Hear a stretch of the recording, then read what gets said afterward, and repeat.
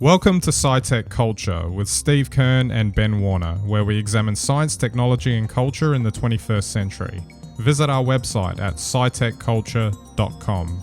So I had this feeling this week while I was watching a bunch of YouTube review videos on the MacBooks, etc. And I thought the 13-inch M1 MacBook Pro was getting the short end of the stick in some of these. Some of the discussion was about what's its place in the lineup because from a value proposition, I guess, in terms of how much you're spending. Obviously, I've been using one for quite some time. You've got yours as well.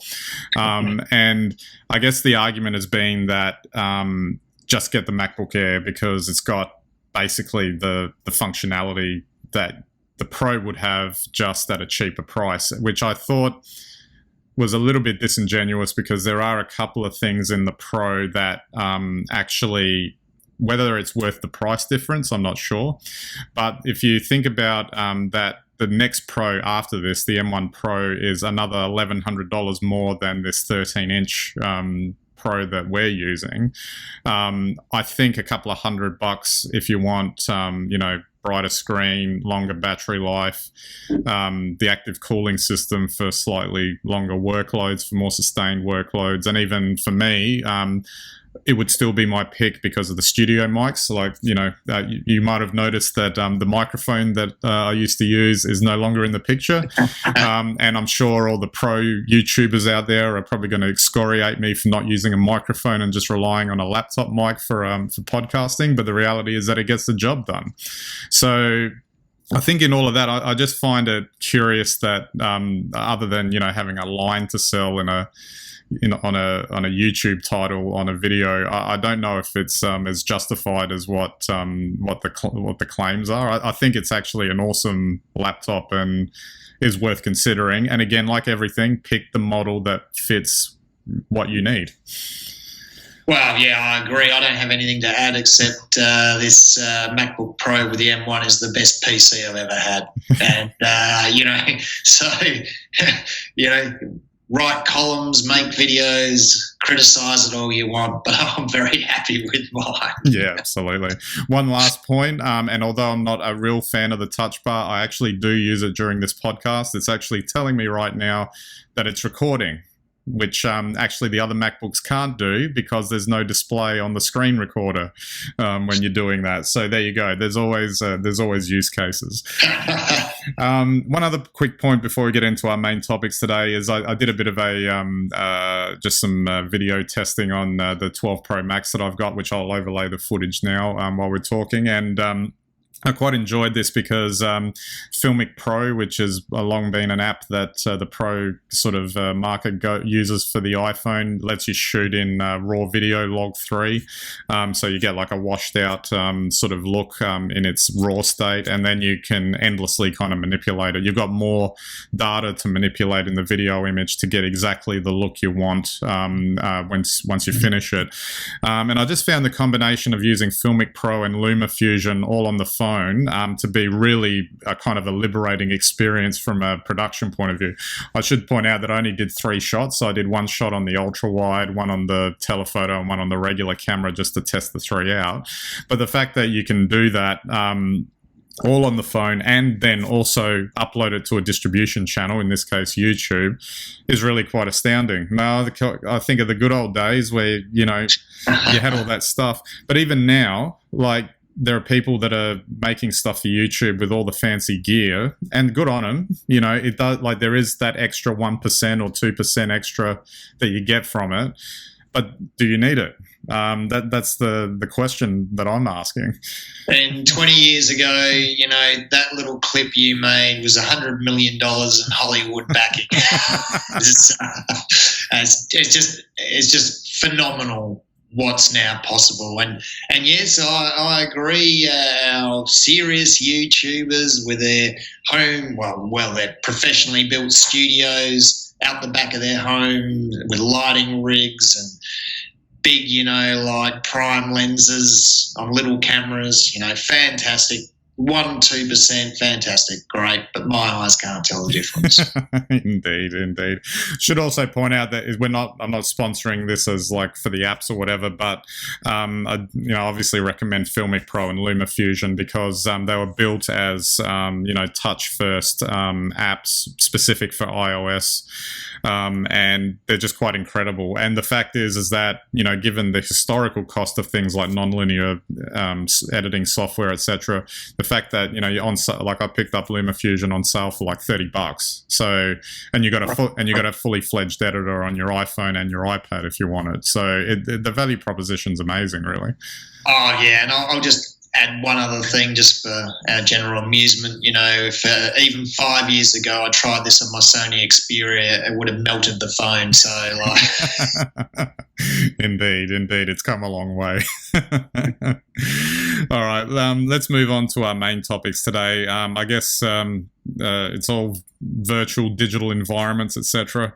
The thing that really jumped out to me this week was this Matrix Awakens demo video that was done with the Unreal Engine. And there was a whole lot of, the Matrix was always about what is real. That was like the kind of theme of the original trilogy. But you have to ask yourself when you watch this and what they're kind of covering here, that they could, digital avatars are so good that, you could be effectively replaced on an image and no one would be able to tell the difference. A bit like what they were doing with Keanu in that clip where he would start as his current self and then they would do a quick dissolve into an avatar of him from when he was young. And then, it just turned out to be like you can't tell the difference because it's so lifelike. Yeah, look, this is crazy. I mean, are they using deep fake technology now in Hollywood? Didn't they invent it? It's an amazing concept when you can see what they're able to do now on the screen with images of humans, animated images that come from humans and humans that come from animated images. You wonder now what will be the future. We've spoken about this before, but what will be the future of Hollywood? Animations that are real or real footage that are all animations. I'm blown away by it. Well, it's also like, your beloved actors being able to portray characters as if they were young, even though they might be 60 or something like that. And they can still, there's always been motion capture and all that sort of thing, but this kind of takes it to another level entirely where it's basically entirely synthetic in a way, to the point where you can't tell the difference. My main thing was that I think with like the rendering of the humans in the video was astonishing, but I think what's really amazing is the recreation of digital environments. There was shots of New York or the city or whatever it was that they were showing that were just 100% photorealistic. Like I would have thought someone had taken a camera out and just filmed it somewhere. That was really the thing that really stood out to me. Well, that too, and I saw the preview for June a couple of weeks ago. We really want to go and see the film, and talking about CGI backgrounds and what they can do now is absolutely phenomenal. Just in a 2.5 minute trailer, I was sitting there, pretty much unable to believe what I was looking at. And you think back to what they touted with Gladiator 20 years ago, and you kind of look at the effects in Gladiator now and it's maybe, but you look at them in The Matrix or in Dune and you realise we've moved to a whole new level. Absolutely. And I've always found what the Unreal Engine can do is quite fascinating. And even just in terms of the practical application, like we've spoken before, and like The Mandalorian and things like that, where you can just basically just shoot the whole thing in a studio and then make it look like it's outside because the Unreal Engine backgrounds are so good that you can't tell the difference and you can make whatever you want. Well, and this is the thing. I mean, it wasn't so long ago if they tried to do this for a television series, the effects weren't so good, and you could tell. But this now unlocks pretty much and if you think we've moved to on-demand viewing anyway, it pretty much unlocks new universes of any location that can be imagined for any particular series that is created, or film for that matter. So this is actually a huge step, and I think, it's something like this I think will add more to our creative industries than probably 3D ever did. And not to mention that you could see a porting of this technology into things like virtual reality environments, which would step it even further away from the entertainment industry as such, and bring it more into like a real, what's real. That's what we're getting to. The whole real life interaction, like simulating real life interactions in a virtual environment. And if you've got something like this that's able to create the environment, you can't tell the difference between the two, and it's that real. That's something that is, like, I find that more interesting than, say, a metaverse, which is such a old concept by this point, really. And it's and I actually thought it was actually odd that, the big Zuck thought that using the term metaverse would have been hip and cool, because actually maybe it just refers, like, that concept I think refers to an old idea, whereas I think what it might actually end up being is something a lot more interesting than that. I completely agree, and I agree with the application. I think it's still a generation away for your virtual reality systems, but in film now you can see, anything's possible. If only Lucas could make Star Wars for the first time all over again. Indeed. And upset all the fans all over again, I'm sure. All right. Sort of sticking in that vein, this article or website that you sent through to me the other week about digital horse racing, again, sort of, I guess maybe it's in the same vein, with dealing with NFTs and all this sort of stuff. It just kind of blew my mind that, like, it seemed way more than just like you'd think it'd be like a game or something, but this is way more than that. And again, it's with that kind of virtual reality concept in mind, it's kind of leaning into that, more into that side of thing, in that you've got, the ability to customize, a bloodline for a horse to maximize your chances in a horse race that, for all intents and purposes, in the digital environment with the NFTs, etc., is effectively replicating the scenario of a real life horse race with real life betting, with real life everything, yet it's just taking place in a digital environment instead. And that kind of just blew my mind in terms of the fact that that's a thing and that people seem to be into it. Look, it blew my mind in exactly the same way. I mean, it's alternate reality, because the thing is this isn't a simulation. This is genetics, real horse genetics taken, and the horses are created just like real genetic lines are created, and the performance of the horse is based on that and run in a virtual environment, alternate environment, I guess, that gives us the same uncertainty that you would get if you went to a real horse race. It's crazy. It's absolutely crazy. Yeah, and to me, it's not my cup of tea, I'll have to say, but the fact that it seems to be a more practical use of NFTs, maybe. Rather than that, I'm going to buy a digital artwork for $5,000, or what someone was telling me the other day, that there's a $4,500 virtual Gucci bag that you can buy. Like, I don't see how that has any value at all, but that seems to be a thing that people be getting into. But maybe something like this has, the word tangible might not be the right word, but at least it kind of gives you a feeling that maybe there's something a bit more to this in terms of its usability and its practical kind of use, I guess.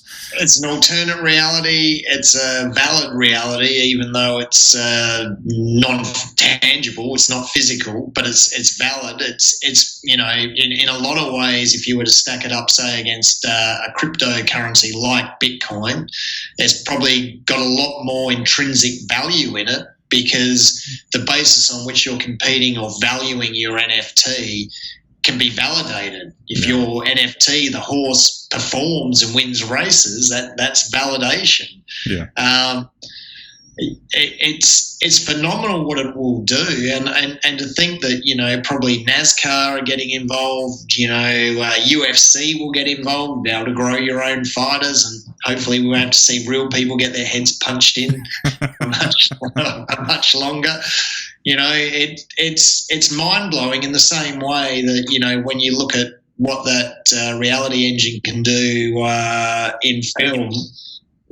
The NFTs are doing for effectively, I guess, our real life gaming. Yeah. It's crazy. I guess just one final point to finish up, and I guess this is kind of a topic that would apply to for another time, a discussion at another time, which is to circle back to this: what is real, and where is the value in actually real world interactions as opposed to all of this that's happening, and the disconnect that may start to happen between what people start behaving in terms of plugging themselves into these things more and more and spending more and more time on it, almost to the detriment of spending time in the real world, and how that could potentially change what being human is all about, given that I think there's some really big implications underlying all of that.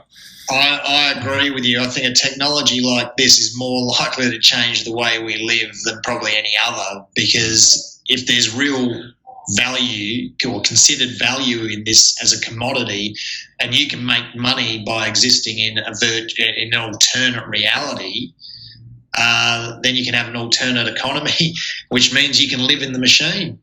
Yeah. On your reality engine, and away you go. Well, there's a nice point to finish up on, and I'm sure we'll explore that some other time. But yeah, it just boggles the mind. Yeah, absolutely. Just remember, while you're in your alternate reality, someone can sneak up behind you with a great big stick. That can still happen. All right, so don't forget our website, SciTechCulture.com. You can get all of our links and content there. You can subscribe to our YouTube and Vimeo channels, our RSS feeds, and watch us on any and all of your devices. And we greatly appreciate your visits to our website. All right, so that's it for this episode. We'll catch you next time.